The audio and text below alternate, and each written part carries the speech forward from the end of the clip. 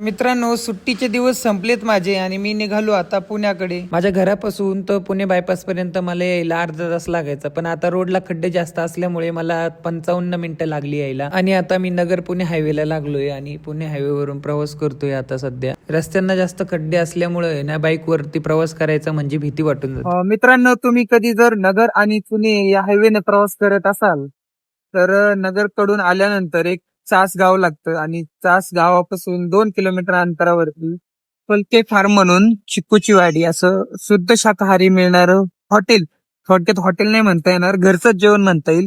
शेतावरचं जेवण आहे, एक नंबर जेवण लागतं. भाजी, भाकरी, पिठलं, झुणका भाकर, चटणी, मिरची सगळं इथं मिळतं. हे हॉटेल इथं आहे बघा आतमध्ये. चिक्कूचा बाग आहे आणि चिक्कूच्या बागामध्ये असले आपल्याला टेबल असतात, बाज असते, त्याच्यावरती आपण परिवारासोबत आणि इंडिव्हिज्युअली आला असाल तर इंडिव्हिज्युअली. आणि यांचं जेवण आहे ना खूप फेमस. त्यामुळे जर नगरकडून कुणी आलेला असेल तर 2 किलोमीटर अंतरावर आहे आणि पुण्याकडून कुणी आलेला असेल तर सुप्यापासून 6-7 किलोमीटर अंतरावरती आहे. जवळच आहे. आल्यानंतर दरला जेवणाचा आस्वाद नसल्यास खूप आधी हॉटेल आहे. एकदम गावरान तडका आहे. पाऊस चालू होता म्हणून आहे ना मी काय केलं, सॅग आहे ना माझ्या बॅग मध्ये टाकली आणि निघालो. पण आता काय झालंय, ती मला पुढे ठेवतो ना मी, ती बॅग एवढी जड आहे की मला मागं लोडते. आता मी काय ऊन पडले वगैरे, तर आता हे गोणी मधून काढतो आणि पाठीला बॅग अटकवतो आणि पुढला प्रवास चालू करतो. पुढे जर पाऊस आला तर परत ती बॅग आपल्या ह्या गोणीमध्ये टाकून पुढला प्रवास करायचा, म्हणजे बॅग पण ओली होणार नाही. सेफ घेऊन जायचं, कारण त्याच्यामध्ये लॅपटॉप पण आहे त्यामुळे. तर चला आता हे अगोदर आहे ना काढून घेऊ बॅग आणि तांदूळ. आपल्याकडे युनिकॉर्न आहे, एक नंबर पळते. मीडियम मिडल क्लास लोकांची आवडतीची बाईक म्हणजे आहे युनिकॉर्न. एक नंबर बाईक आहे. आपण आता पोहोचलो आहे रांजणगाव या गावामध्ये आणि मी ते आपलं गणपती बाप्पाचं मंदिर आहे रांजणगावचं, तिथे थांबलो जरा बाजूला.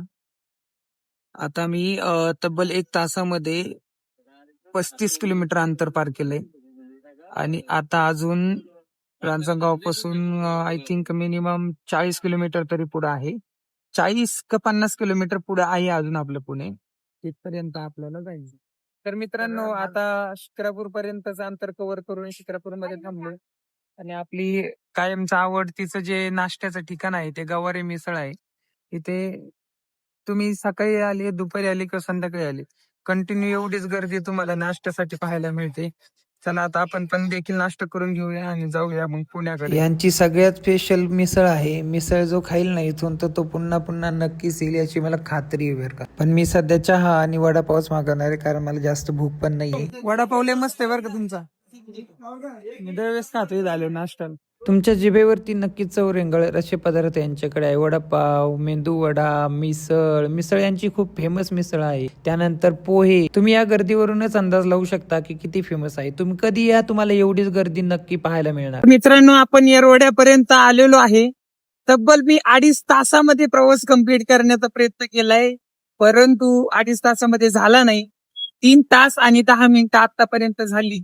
अजून आपण 25 मिनिटात पोहोचणार, म्हणजे टोटल 3.5-4 तासात आपण पुण्याला पोहोचलोय. बरं का, पोलीस प्रशासन असलं ना समोर तर सगळे बरोबर रूल फॉलो करतात बरं का. समोर आहे ना पोलीस उभा आहे सगळे, आणि आता सगळे हे ना स्टँडिंग आहे इकडले, नाही तर आतापर्यंत ना वाकड्या तिकडे गाड्या काढून सगळ्यांनी सिग्नल तोडून पण टाकला असतं.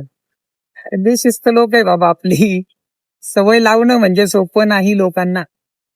तर मित्रांनो, 150 किलोमीटरचं अंतर पार करून मी पोहोचलोय सेफली माझ्या रूमवरती आणि गाडी पार्क करून बसलो आहे इथे. चहा घ्यायला निघणार आता आणि आल्यानंतर झोपून घेणार. तोपर्यंत तुम्ही आपला ब्लॉग पूर्ण बघून घ्या.